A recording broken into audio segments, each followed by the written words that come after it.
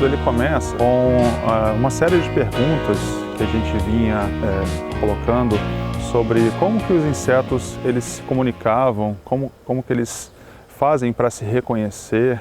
Então, através dos estudos sobre o comportamento dos insetos, sobre as interações dos insetos, nós sempre tivemos uma barreira em saber quais seriam os mecanismos que os insetos sociais, de uma forma geral, abelhas, vespas e formigas, usavam para reconhecer quem são os companheiros de ninho, aqueles indivíduos que são provenientes da sua colônia e aqueles que são estranhos. A gente sabe que os insetos, as colônias dos insetos, elas possuem muitos recursos dentro delas, né? Então você tem o mel, você tem o pólen, você tem a própria cria, que são recursos muito importantes para o desenvolvimento dessas colônias, né?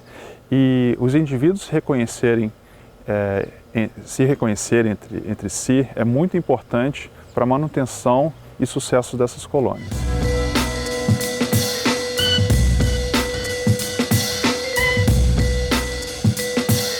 O sistema de reconhecimento entre os insetos sociais ele é bastante interessante, porque ele é variável, né? Então as abelhas elas podem, em algum dia ou em algum momento, elas rejeitarem mais os indivíduos estranhos, ou como elas podem aceitar indivíduos estranhos à sua colônia. Então é um mecanismo que também está em tem bastante estudo sobre isso, mas a gente consegue já determinar algumas situações. Por exemplo, no nosso laboratório, a gente tem colônias que são dispersas, né, ao longo do laboratório, e a gente já percebeu que existe colônias que são vizinhas, e essas colônias, normalmente os indivíduos, elas erram, né, elas entram eventualmente nas colônias vizinhas, né?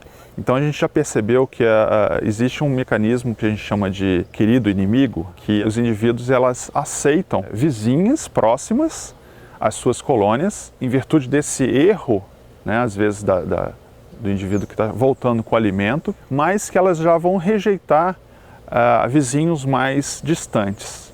Isso é muito interessante. Então, ou seja, elas percebem, elas aprendem, além do perfil próprio, elas vão aprender o perfil químico da sua vizinha. Então a gente sabe que essa identidade química, ela varia também em relação ao alimento que elas estão coletando. Então, por exemplo, se alguma flor está na sua época, né, da florada, então esse alimento está mais disponível, eventualmente esse alimento ele pode variar no perfil químico. Então, quer dizer, é um processo, né, de constante de modificação, né, de update, vamos dizer assim, que os indivíduos eles estão sempre reaprendendo, né, a variação dessa sua identidade química.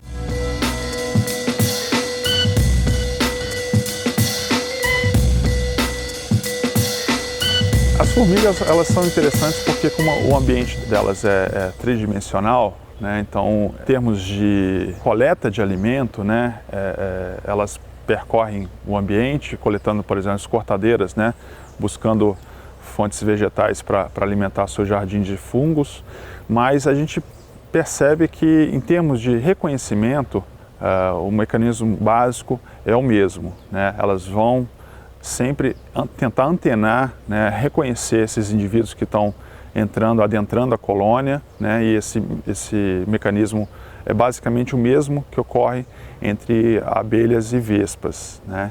Então elas utilizam também os hidrocarbonetos cuticulares como substâncias químicas de reconhecimento, né? Conforme eu falei antes, né, é mais interessante nessa questão de como as formigas elas estão coletando essa matéria vegetal de forma diferenciada, né, isso pode alterar um pouco o perfil químico de identificação.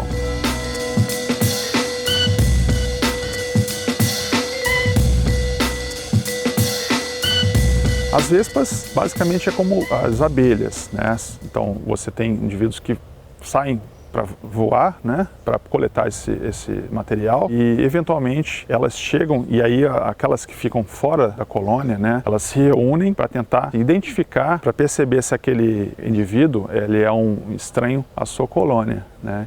Então a gente percebe aí, no caso, que o mecanismo de reconhecimento ele é comum a todos esses insetos sociais, né? O que muda, na verdade, é a composição química desses insetos.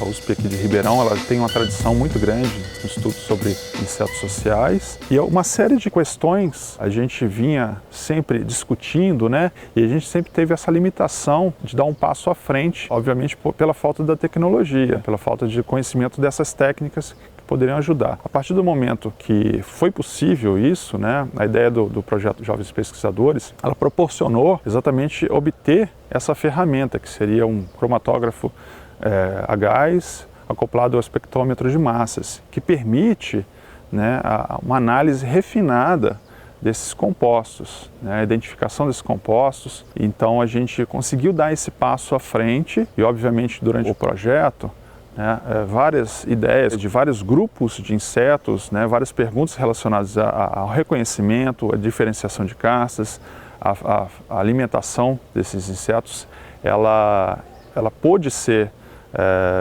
trabalhada, né, com as teses, as dissertações, e a gente conseguiu fechar com uma série de informações novas, né, à ciência, né, a esse tema, essa temática da comunicação química, de uma forma que eu considero bastante satisfatória.